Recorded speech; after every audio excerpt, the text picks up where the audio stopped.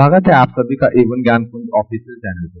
आज की जीके की वीडियो में लाया हूँ जीके के इंपॉर्टेंट क्वेश्चन जो कि SSC GD, SSC CGL, RRB NTPC, RRB group D, police exam और अन्य एग्जाम्स के लिए इंपॉर्टेंट है। तो चलिए शुरू करते हैं आज का ये क्वेश्चन। पहला प्रश्न आपके सामने है, भारत में सोमशिला बांध किस नदी पर बनाया गया था? भारत में सोमशिला बांध किस नदी पर बनाया गया था ये बताना है। तो सोमशिला बांध जो है ये बनाया गया था पेन्नार नदी पे। किस नदी पे? पेन्नार नदी पे। कहाँ पे ये है आंध्र प्रदेश के नेल्लोर जिले में स्थित है। आंध्र प्रदेश के नेल्लोर जिले में ये बांध स्थित है।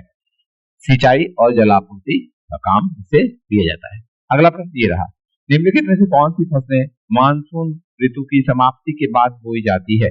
कौन सी फसल मानसून ऋतु की समाप्ति के बाद बोई जाती है ये बताना है। अक्टूबर, नवंबर, दिसंबर में बोई जाती है फसल और अप्रैल से जून के बीच काट ली जाती है। ये फसलें हैं रबी की फसलें। कौन सी फसलें? रबी की फसलें। इसमें आता है जौ, मटर, चना, सरसों इत्यादि। अगला प्रश्न है, निम्नलिखित में से कौन प्रसिद्ध शास्त्रीय नृत्यांगना है? आपको बताना है कि एस जानकी, सोनल मानसिंह, आशा भोसले और प्रतिभा रेमी से कौन नृत्यांगना है? तो इसका जो सही उत्तर होगा बच्चे वो होगा सोनल मानसिंह, ओडिसी नृत्यांगना है ये। S Janaki playback singer, Asha Bhosle गायिका, प्रतिभा रे लेखिका और सोनल मानसिंह नृत्यांगना। अगला प्रश्न है, अनुच्छेद 20 का कौन सा खंड दोहरे खतरे के सिद्धांत को शामिल करता है? दोहरे खतरे का सिद्धांत क्या है? ये है कि एक ही गलती के लिए दो बार सजा नहीं दी जाएगी। तो कौन सा खंड देता है ये प्रावधान? ये देता है अनुच्छेद 20 का खंड 2।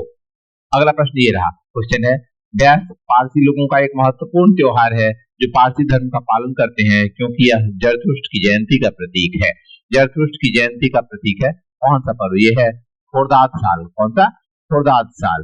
पैगंबर जरथुष्ट का जन्मोत्सव ये मनाते हैं इस तिथि को। अगला प्रश्न ये रहा, क्वेश्चन है, दीनदयाल अंत्योदय योजना भारत सरकार किस मंत्रालय द्वारा शुरू की गई थी? दीनदयाल अंत्योदय योजना जो थी शुरू की गई थी ग्रामीण विकास मंत्रालय के द्वारा।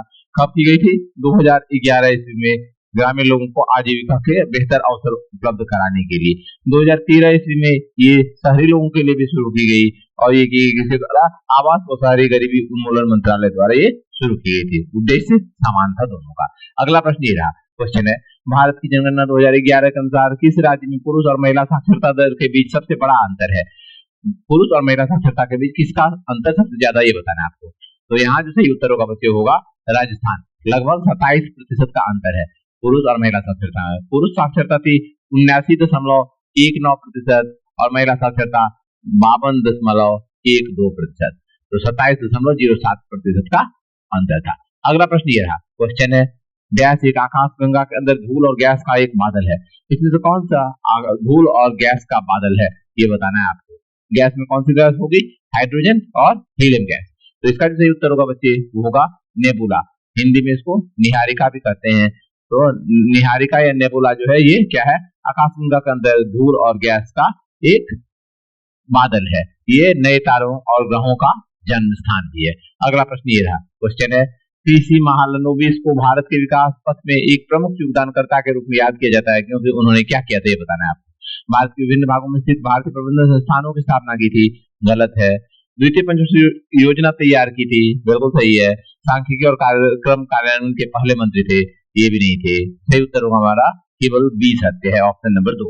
अगला प्रश्न ये रहा, क्वेश्चन है, ओलंपिक नियमों के अनुसार तीसरे गेम में जब कोई पक्ष कितना अंक अर्जित कर लेता है तो बैडमिंटन खिलाड़ी छोड़ बदल लेते हैं।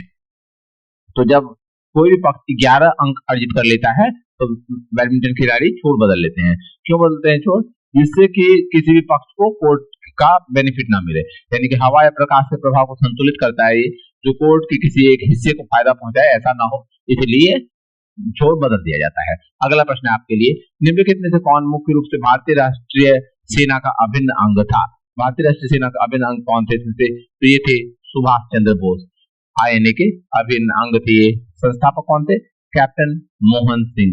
कैप्टन मोहन सिंह जो थे ये संस्थापक थे और सुभाष चंद्र बोस ये अभिन्न अंग थे। अगला प्रश्न ये रहा, निम्नलिखित में से कौन विजयनगर साम्राज्य का अंतिम राजवंश था? विजयनगर साम्राज्य का अंतिम राजवंश का नाम बताना है आपको। तुलु, सलु, संगम या फिर अराविडु। तो यहाँ जो सही उत्तर होगा बच्चे को होगा अराविडु वंश। 16वीं शताब्दी के अंत में और 17वीं शताब्दी के प्रारंभ में ये वंश था। इस वंश के संस्थापक तिरुमाला देव राय और इसका अंतिम शासक कौन थे? श्रीरंग तृतीय। अगला प्रश्न ये रहा, क्वेश्चन है कौन सा सिद्धांत हजारों वर्षों पृथ्वी की गति में हुए परिवर्तनों के जलवायु पर सामूहिक प्रभावों का वर्णन करता है? कौन सा सिद्धांत है ये? तो ये सिद्धांत है मिलनकोविच सिद्धांत। कौन सा? मिलनकोविच सिद्धांत। जिसमें क्या है, पृथ्वी की उत्केंद्रिता, अक्षीय झुकाव और पूर्वगमन में होने वाले चक्रीय परिवर्तन जो है ये प्रभाव डालते हैं। अगला प्रश्न ये रहा, आधुनिक सूक्ष्म वित्त के संस्थापक कौन है? आधुनिक सूक्ष्म वित्त यानी कि माइक्रो फाइनेंस के संस्थापक का नाम बताना है आपको। तो ये है मोहम्मद यूनिस। इन्होंने ही बांग्लादेश ग्रामीण बैंक की भी स्थापना की थी। नेक्स्ट क्वेश्चन है, टेनिस को ओलंपिक खेलों में किस वर्ष शामिल किया गया था? ओलंपिक खेल को टेनिस में कब शामिल किया गया था? तो ये 1896 में शामिल किया गया था टेनिस को ओलंपिक में। ये था एथेंस ओलंपिक, वहां पे शामिल किया गया था, लेकिन 1924 में इसको बाहर कर दिया गया ओलंपिक खेल से, और फिर 1988 के सियोल ओलंपिक से ये पुनः शामिल हुआ और परमानेंट रूप से शामिल है। अगला प्रश्न ये रहा, भारतीय नागरिकों को मौलिक अधिकारों की रक्षा के लिए सर्वोच्च न्यायालय कितने प्रकार के रिट जारी कर सकता है? सर्वोच्च न्यायालय कुल 5 प्रकार के रिट जारी कर सकता है। ये रिट है बंदी प्रत्यक्षीकरण, उत्प्रेषण, परमादेश, प्रतिषेध और अधिकार अपेक्षा। तो ये 5 प्रकार के रिट सर्वोच्च न्यायालय जारी कर सकता है और उच्च न्यायालय भी जारी कर सकता है। सर्वोच्च न्यायालय जारी करता है अनुच्छेद 32 के तहत और उच्च न्यायालय जारी करता है अनुच्छेद 226 के तहत। तो ये थे जीके के इंपॉर्टेंट क्वेश्चन जो कि पूछे जाते हैं एग्जाम्स में। वीडियो पसंद आया तो लाइक कर दीजिए, शेयर कर दीजिए दोस्तों के साथ और चैनल को सब्सक्राइब कर दीजिए। धन्यवाद।